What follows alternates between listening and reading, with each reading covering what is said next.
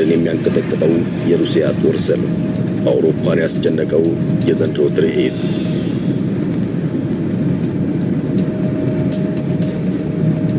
የዓለም ሀገራት ወታደራዊ በጀታቸውን በከፍተኛ ሁኔታ እየጨመሩ ይገኛሉ።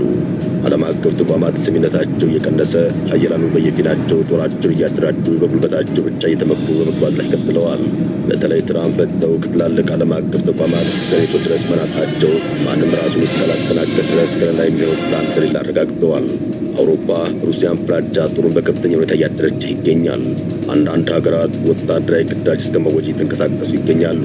ሞስኮ ዓለም የማያውቀውን መሳሪያ ታጥቄያለሁ ማለቷ፣ ትራምፕም ፑቲን ዩክሬንን ሙሉ በሙሉ ሊቆጣጠራት ይችላል ማለታቸው፣ አሜሪካም ከኔቶ ልወጣ እችላለሁ ማለቷ፣ ቻይናና አሜሪካም የገቡበት ውጥረት፣ ህንድና ፓኪስታን፣ እስራኤልና አረቦች፣ ኢትዮጵያና ኤርትራ፣ ሰሜን ኮሪያና አሜሪካ በሩ ዓለም አጠቃላይ ሁሉ ውጥረት ላይ ይገኛል።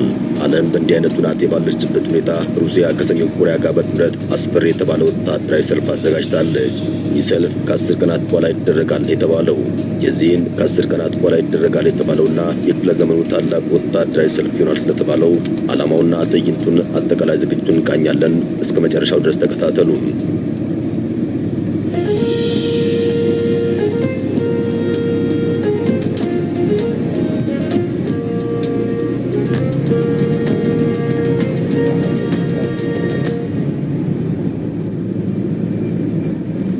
በዓለም ላይ እጅግ ረቂቅ ወታደራዊ ሰልፎችን በማካሄድ ሩሲያን የሚስተካከላት የለም። ቻይናና ሰሜን ኮሪያ እጅግ ግዙፍ ወታደራዊ ሰልፎችን ያካሂዳሉ። ወታደራዊ ሰልፎች የሚካሄዱትም ለዘርፈ ብዙ ዓላማዎች ነው። ወታደራዊ ሰልፍ በብዛት የድል ቀን ላይ የሚካሄድ ሲሆን መልእክቱም ብዙ ነው። አንዲት ሀገር ወታደራዊ ሰልፍ የምታካሄደው አቅሟን ለማሳየትና ጠላቶቿን ለማስፈራራት ሲሆን አሁን ባለችው ዓለም ላይ ሕግ የድሆች መግዣ ሰንሰለት እንጂ እውነት አይደለችም። እውነታው ሀያላን ሀገራት የሚገባበሩት ስለሚፈራሩ ብቻ ነው። የፈራረሰችው ሶቪየት ኅብረት ከወዳደቀችበት ተነስታ ዛሬ አስፈሪ ሀገር ለመሆን በቅታለች። ይህን አስፈሪነቷን በየዓመቱ በወታደራዊ ትርኢት ለዓለም ታሳያለች። ዘንድሮም በፈረንጆቹ አቆጣጠር ግንቦት 9 ትልቅ ቀጠሮ ተይዞለታል።